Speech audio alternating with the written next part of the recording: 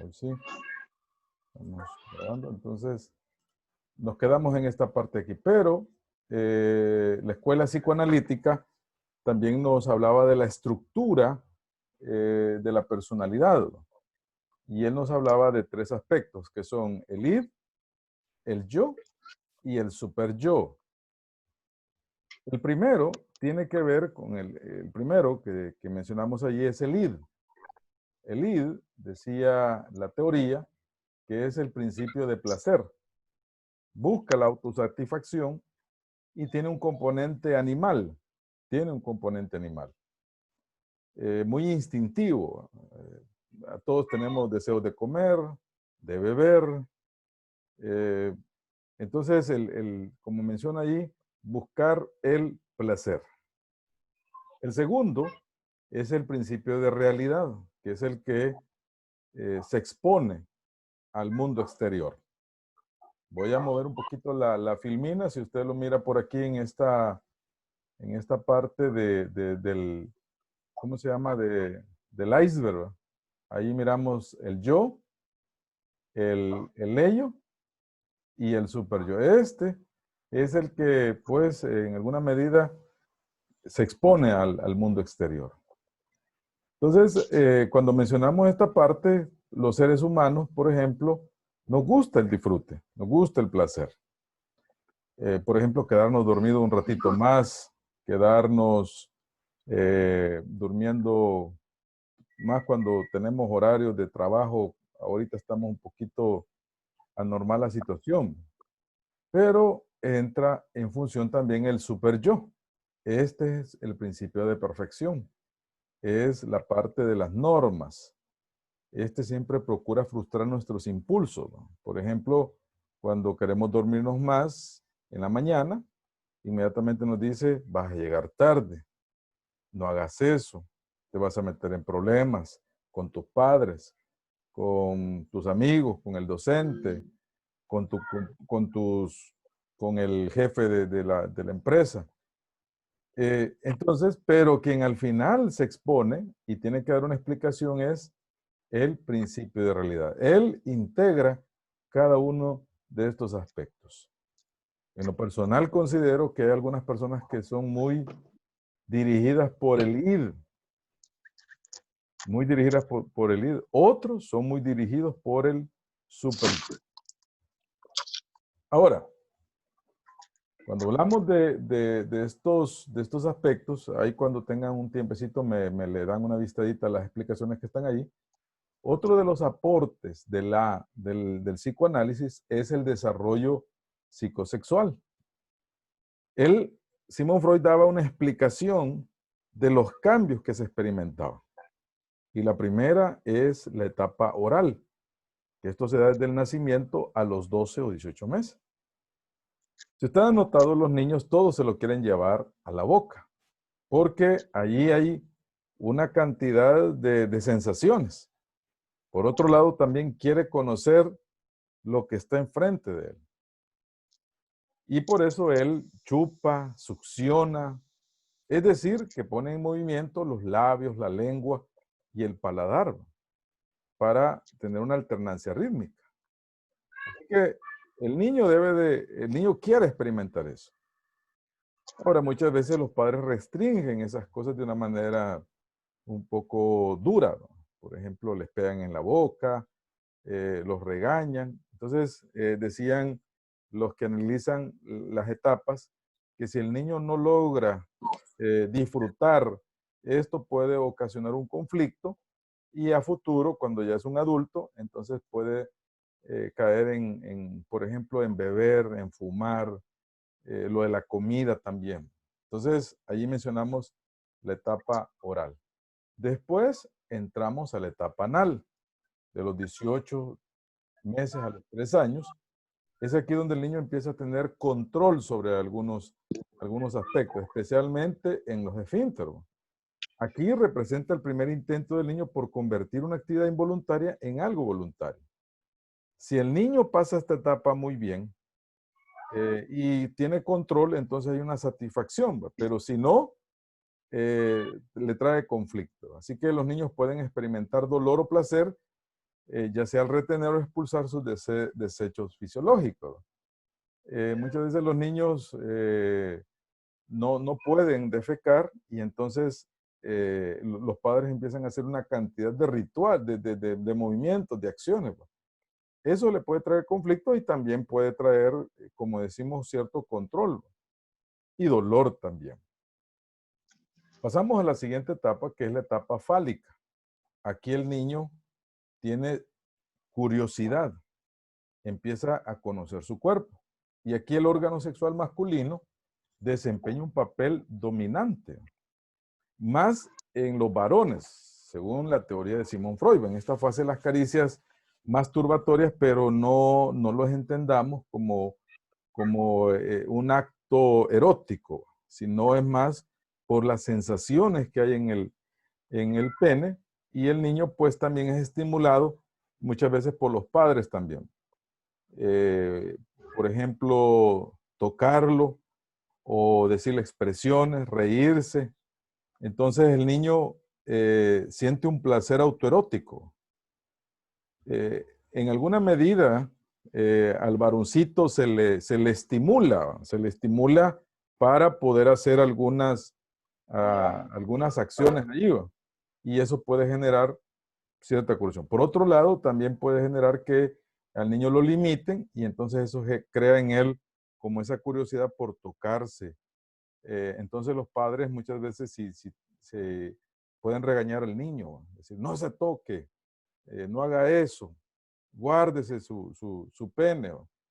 Y en otra medida también le ponen nombres también. Usted habrá escuchado los nombres que le ponen al pene, ¿va?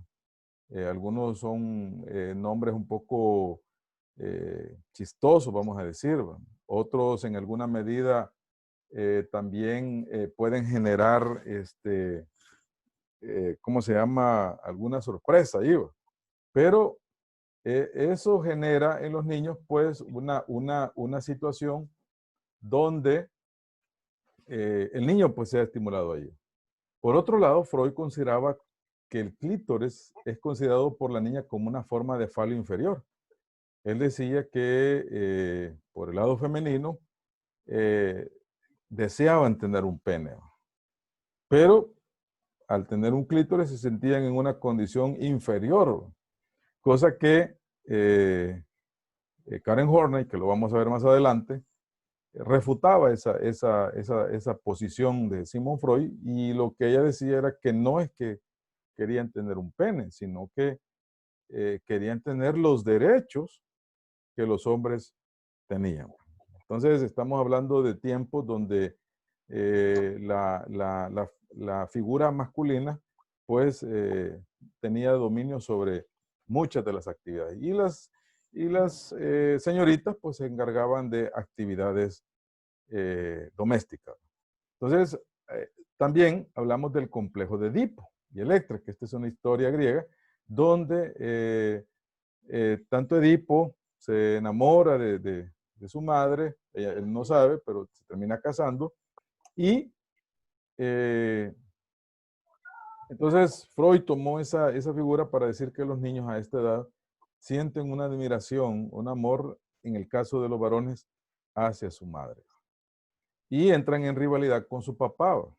Entonces, por ejemplo, cuando los padres se quieren dar muestras de cariño, el niño se mete ahí, quiere dormir con ellos para evitar pues ese acercamiento, pero él sabe que no puede pelear con su papá, entonces se da este tipo de acciones. Ahora, pasados los 6 años, ya el niño pues se vuelve independiente, hace otro tipo de actividades y se supera esta etapa. Igual que Electra también, el complejo de Electra se entusiasta, se emociona, admira mucho a su papá, y entonces lo vemos en ese tipo de acciones ahí. Cuando esto no se supera, decían los expertos que el adulto depende mucho de su papá o de su mamá, ¿va? En el caso de la señorita, de su papá, ¿va? En el caso del varón, de su mamá. Tiene lo que se conoce como mamitis. Entonces, no, como les he venido diciendo, no es que se va a marcar tan así la teoría, pero habría que analizar varios de estos aspectos. Después entra el periodo de latencia, de los 6 años a la pubertad. Aquí el niño decide, bueno, los padres lo involucran en una serie de actividades y inhiben el impulso sexual y reducen su dirección. Los impulsos sexuales inaceptables son canalizados a niveles de actividad más aceptados por la cultura. Por ejemplo, ir a la escuela, aprender a leer, aprender arte, deporte, meterlos a un grupo social para generar confianza. Entonces el niño pasa toda la semana ocupado en la escuela, en clubes, y entonces esa tensión que veníamos hablando de las etapas anteriores queda reducido, pues se inhibe. ¿Va? Entonces no hay, vamos a decir, cierta atracción hacia las niñas, en el caso de los varones, y en el caso de las niñas igual, ¿va? Porque están más ocupados en aprender nuevas cosas.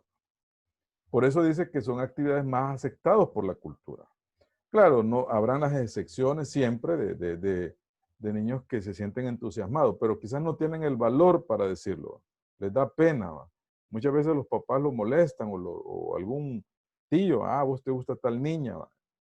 Estamos hablando de niños de 6 y el niño le da pena, le da vergüenza.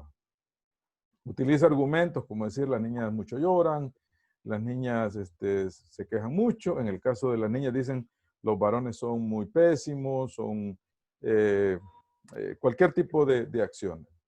Entonces, estamos en un periodo de latencia. Después viene la etapa genital, que es desde la pubertad en adelante.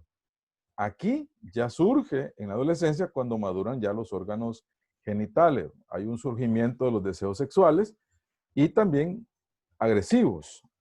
Por ejemplo, como se da la primera menarquia en las señoritas, entonces hay un cambio. Entonces experimentan cambios de temperamento.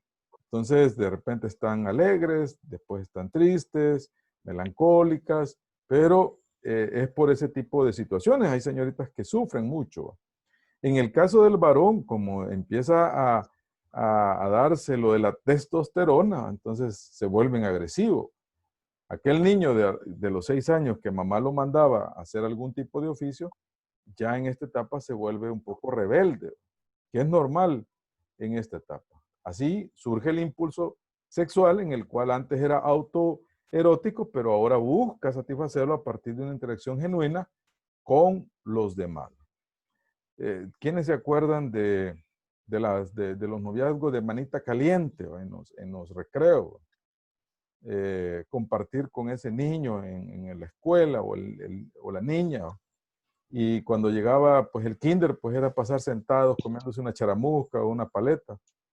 Y cuando terminaba el ciclo de estudio, pues se separaban. No había mucho eso. Como va avanzando el tiempo, pues entonces ya se cambia. Ya tanto la señorita como el varón quieren tener una relación coital. Estamos hablando de los 18, más allá.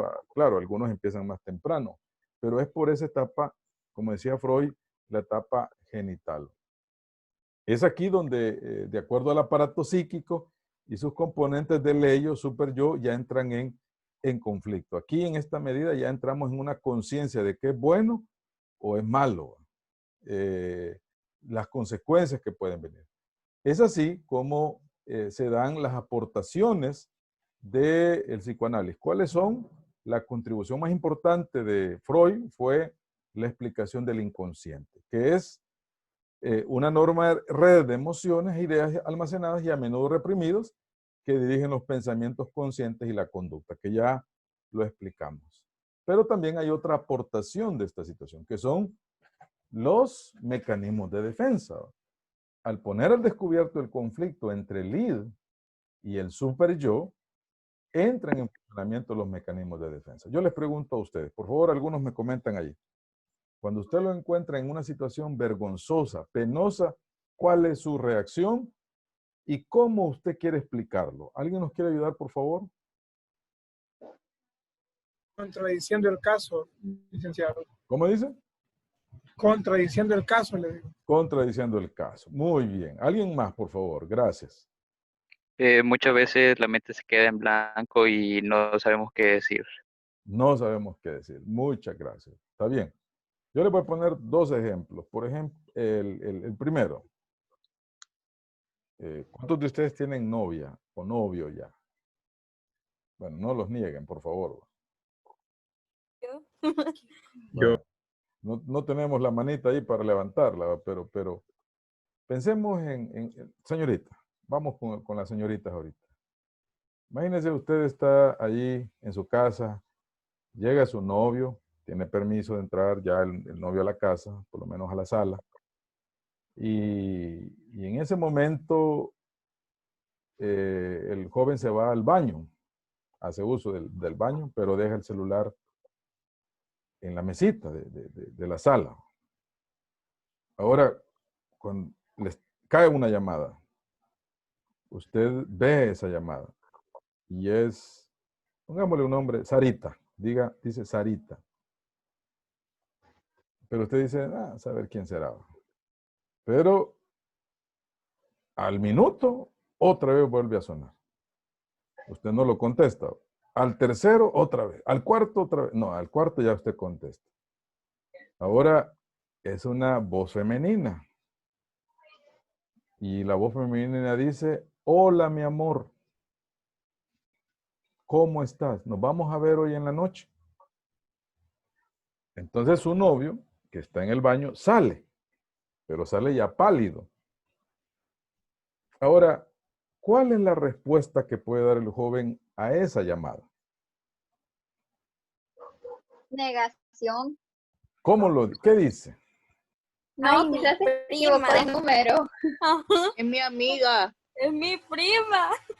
Es mi amiga, es mi prima, pero ¿por qué te dice amor? Y Entonces, así nos tratamos de cariño. No, es que le presté el teléfono a mi amigo y pues es la novia de mi amigo. Bueno, miren, pues Tremendo infiel. tre- tremendo infiel. Pero ahí salen los mecanismos de defensa. Ahí surgen, ahora, vámonos a otra parte. ¿Qué sucede cuando a usted, su papá, ¿y a cuánto le han puesto el cuerno? Bueno, vamos a... Lo que les quiero mencionar aquí es, por ejemplo, su papá no le da permiso de salir a una fiesta. Le dice, hijo, usted no sale porque estamos en cuarentena y no me va a ir a esa fiesta. Pero usted dice, no, yo quiero ir porque si no van a pensar mis amigos que no tengo capacidad de tomar decisiones. Así que se pone su mejor ropa, pero se pone una cobija para, cuando llega su papá a ver a la cama, mi hijo está dormido ya. Pero usted dice, a las 11 yo me voy. En ese momento, se dan las 11 y usted sale por la puerta. En ese momento que usted está bajándose del techo, su papá está abajo, observándolo, que usted está bajando sobre una escalera que ya lo había dejado con anticipación. Pero, ¿qué le dice usted a su papá en ese momento? ¿Cuál es la respuesta que le dice usted?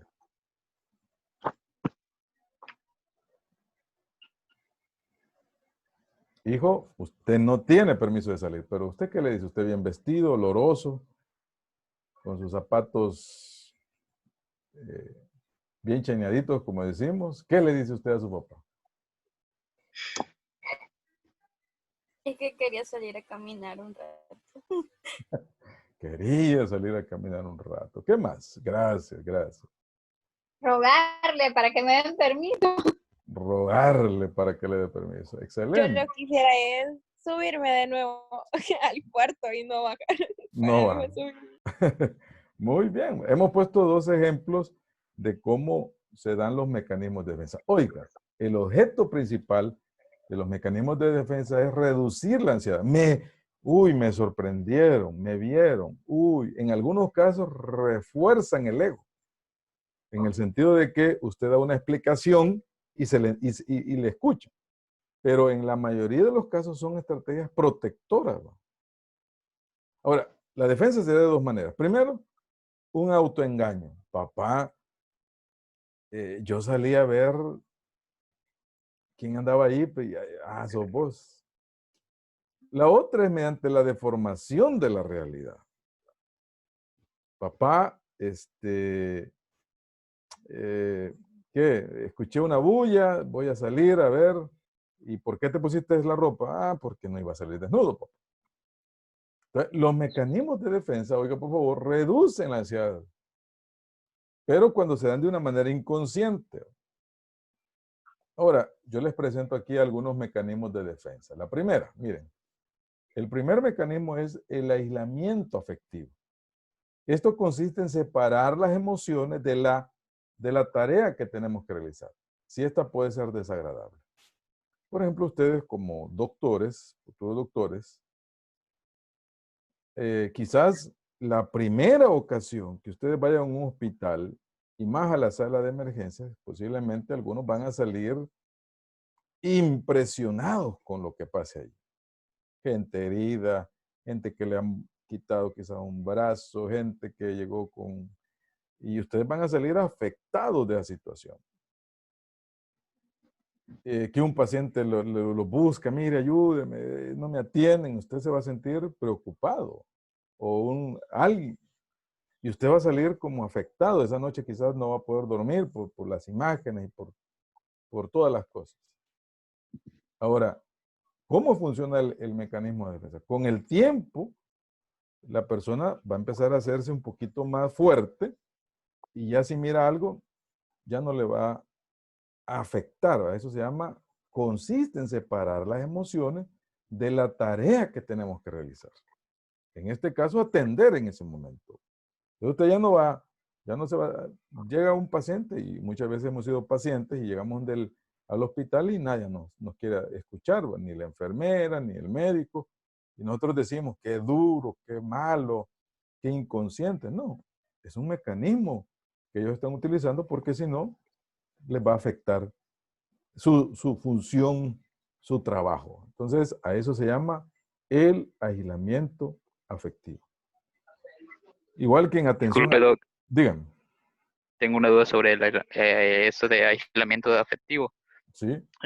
Básicamente los doctores pasan mucho tiempo en el hospital y necesitan este recurso para, como usted dice, separar las emociones. Puede Así ser es. que también afecte a su vida diaria porque no, como le digo, pasan horas y horas en el hospital y puede ser que esto también lo implementen en su vida diaria.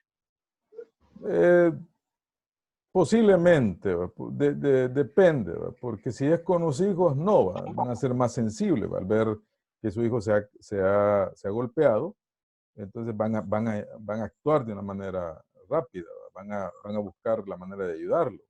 O si se ven involucrados en un accidente y un familiar está involucrado, rápido van a ocurrir. No así, ya en sus actividades cotidianas, donde tienen que tomar cierta distancia para no salir afectados. ¿Alguien me iba a preguntar algo? Por ejemplo, atención al cliente también, ¿verdad? La gente que está en los call centers, ¿verdad? Que les dicen de todo, ¿verdad? Muchas veces no sirve, que desgraciado, entonces la persona, el primer día de trabajo de ese empleado va a salir. Entonces, yo tenía un amigo que así trabajó en un call center, ese primer día llegó decepcionado. Me dijo, ay, yo ya no quiero seguir trabajando. ¿Alguien está preguntándome algo? Dígame. Ah, bueno, está bien. Entonces, el aislamiento afectivo nos ayuda mucho para que no salir tan afectado. El segundo es la compensación. Consiste en contrarrestar una debilidad real o no, buscando sobresalir en otra actividad. Por ejemplo, alguien no puede ser muy atractivo, pero es bien alegre, bien cómico. Entonces, compensa esa situación. Eso suele pasar en los grupos. Mira, tomemos en cuenta a Manuel, hombre. Él no es... mira, a ver que le cuesta, pero tomémoslo en cuenta. ¿Por qué? Porque nos hace bien ameno la hora de clase. Entonces, compensa esa situación. Él sabe que ese carisma le ayuda mucho. El otro es el desplazamiento. descargar sentimientos hostiles sobre personas o objetos que no nos suscitaron esas emociones. Por ejemplo, ¿me pueden ayudar ahí con el micrófono, jóvenes? ¿Me ayudan a quitarlo?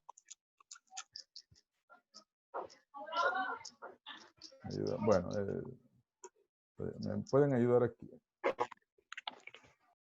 Entonces, cuando mencionamos el desplazamiento, hablamos de mi jefe me llama a mí y me dice, Manuel, su trabajo no sirve, usted es un, qué barbaridad, ¿dónde estudió usted? Bueno, me regaña, yo no le puedo decir nada, ¿va? Porque si no me despide, ¿va? O me pone una sanción, o entonces yo me guardo mi enojo. Pero al salir de la oficina, llamo a mi asistente y le digo de todo. Y le digo, usted no sirve, usted aquí, usted allá. Entonces, ella igual no me puede decir a mí nada, porque también la puedo sancionar o le puedo hacer algo ahí. Entonces ella se va a su casa y cuando sale su esposo o su hijo, revienta y le dice de todo.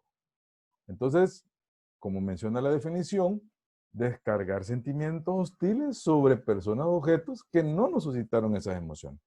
Entonces, ese es un mecanismo también que manejamos. La otra es la fantasía. Hemos encontrado gente que habla cosas que nos sorprende. Como dice allí la definición, consiste en realizar con la imaginación aquello que no podemos conseguir en la realidad. Yo les puedo decir a ustedes, miren, ¿saben cuál es mi problema todas las mañanas? Cuando vengo de bajando de mi penthouse. ¿Saben cuál es mi problema todas las mañanas? Llegar al parqueo y elegir qué carro llevar al trabajo. No sé si llevarme el deportivo, el clásico. Entonces, alguien puede aceptarle y decir, hey, verdad. Pero con el tiempo puede ser que eso se compruebe que no es así. Y en la realidad sí es. No tengo penthouse, no tengo nada, pero y tengo ahí un carrito que yo le llamo el perol o el tigre, ¿va? Por tanto rayón. Pero hay personas que utilizan esa fantasía para esconder alguna situación. Entonces, hay personas que pueden utilizar esos recursos y al final, pues la gente sabe esas verdades. También nos dijo doctores, sí, son doctores, siéntanse ya. La otra es la identificación, aquello que no podemos conseguir en la realidad. Por ejemplo, hay personas que se visten como el artista, como el personaje y hablan como él. Dicen las cosas como él, pero al final lo que están haciendo es identificarse. Ya si es algo patológico, ya hacen una transformación. Hay gente que se ha hecho hasta cirugía para parecerse al artista, ¿cómo se llama? Al personaje famoso. Entonces ya es algo patológico. En los niños, por ejemplo, quieren parecerse a Superman o algún personaje de las series de ficción. Está la otra que se llama la formación reactiva. Esta consiste en adoptar o expresar sentimientos contrarios a los verdaderos. ¿Cuándo se da esto? Un ejemplo de esto es cuando es el Día de la Madre. Hay hijos que durante todo el año no le hacen caso a la mamá. No le ayudan a lavar la ropa, ni los trastes, ni nada de eso. Aún quizás hasta la maltratan a la señora. Pero el 10 de mayo, en las redes sociales aparece la foto de la señora. Felicitándola, mamá, tú eres lo máximo, yo sin ti no podría vivir, gracias porque te tengo. Pero en la realidad a la señora no le dan el valor, les da pena. No quieren salir con la señora porque les da pena.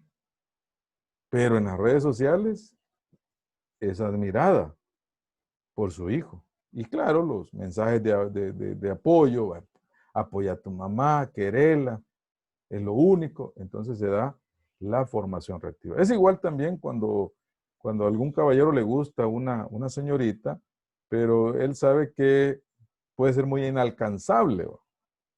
Entonces, los compañeros se dan cuenta, lo empiezan a molestar y él dice, uy, ¿cómo me va a gustar esa cipota? Uy, yo guardo, a mí me gustan, y empieza a mencionar las tallas, pero en el fondo, él quisiera conquistar a esa persona. Vámonos a la siguiente, que es la negación. Aquí es ignorar lo desagradable para no enfrentarse a esa situación. Por ahí dice que no hay peor ciego que el que no quiere ver. Volviendo otra vez a las situaciones de infidelidad. ¿Va? Hay gente que puede ser la señorita o el caballero, que sean infieles, pero ella sabe, pero ella lo niega y dice, no, no es así, ustedes no lo quieren, ustedes no lo odian, mi familia no lo quiere, por eso le levanta cosas, pero ella en el fondo sabe que es una realidad. La otra es la proyección, atribuir nuestras faltas a otro. Por ejemplo, piensan que el ladrón, que todos son de su misma condición. O el celoso, que cela mucho a su pareja. Puede ser de que él ande haciendo ese tipo de acciones, ¿no? O sea, se proyecta en él. Y la otra es la racionalización, que consiste en justificar las ideas o conductas propias ante el temor de que no sean aceptados por los demás. Por ejemplo, justificar las cosas. Por ejemplo, yo soy hombre, a mí nadie me tiene que decir nada, yo soy el que da el pisto aquí en la casa, yo soy el bueno aquí en este trabajo y ¿por qué me están fregando? Entonces, eso es racionalizar. ¿Va? Y hay un ejemplo allí. Me han suspendido porque me tienen manía o me tienen envidia. ¿Por qué te despidieron de ese trabajo? Ah, porque el jefe ya me tenía envidia. Y la otra es la regresión, volver a una etapa anterior del desarrollo ante situaciones de estrés. Y lo otro es la sublimación, que es el desvío de impulsos reprimidos. Por ejemplo, alguien que pelea, va a la fiesta, se pelea, va al fútbol, se pelea, entonces, y siempre se mete en problemas. Va a la cárcel o pasa 3 días en la cárcel, pero él dice, no, esto ya no lo puedo hacer. Él puede pelear. Entonces él dice, no puedo. Y se siente como con ganas de seguir peleando, pero él dice, no. Entonces él prepara en su casa un gimnasio e invita a los niños que están allí alrededor de la colonia, les enseña a pelear, les enseña las reglas, los inscribe a un torneo de pelea. Él ve que en sus pupilos se ve reflejado las enseñanzas que le da y él se siente satisfecho. Ahora canaliza esa energía negativa de pelear en la calle ahora a enseñarle a los niños o a los jóvenes a pelear. Entonces, es una sublimación, el desvío de impulsos reprimidos hacia actividades aceptadas por la conciencia. Igual el alcohólico, el drogadicto, que después que sale de un proceso de recuperación, él dice, hoy voy a ayudar a mis amigos, conocidos, trata la manera de ayudarlos porque él tiene miedo de volver a caerme, entonces mejor ayuda a esas personas a salir de esa situación. Aquí les dejo los mecanismos de defensa para que ustedes los puedan visualizar. ¿Qué comentario podemos recibir de los mecanismos de defensa, jóvenes? ¿Qué me dicen ustedes? Que todo depende de la persona, no todos van a actuar de la misma manera. Correcto. Exactamente, concuerdo con la compañera. Nosotros decimos, me mintió, se enojó, pero ahora ya sabemos cómo es la reacción. Así que si un día llega su papá o su mamá a la casa y usted lo saluda, hola papá, y él le dice, ahorita andate de aquí, no te quiero ver. Posiblemente es que tuvo problemas en el trabajo y se vino a desquitar en la casa. O si algún Y existen otros tipos. ¿Cómo dice? Y existen otros tipos de mecanismos de defensa, aparte de los que están mostrados ahí. Quizás estos son quizás estos son los que identifica la escuela psicoanalítica. nosotros los consideramos como mentir o como cosas así, pero quizás estos son los que representan los mecanismos de defensa. Así que a otros lo llaman como formas de evitación, cosas así. Pero estos son los mecanismos que nosotros podemos. A no ser de que alguien de ustedes haya escuchado otro tipo de mecanismos que no los tenemos aquí, también los puedo compartir para poderlos conocer también. No sé si hay alguien que tenga otra idea de estos mecanismos de defensa.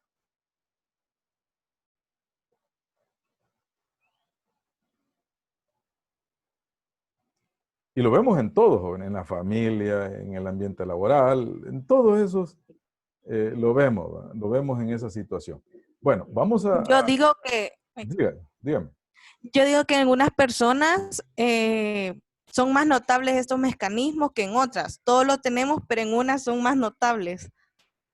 Excelente, correcto, sí.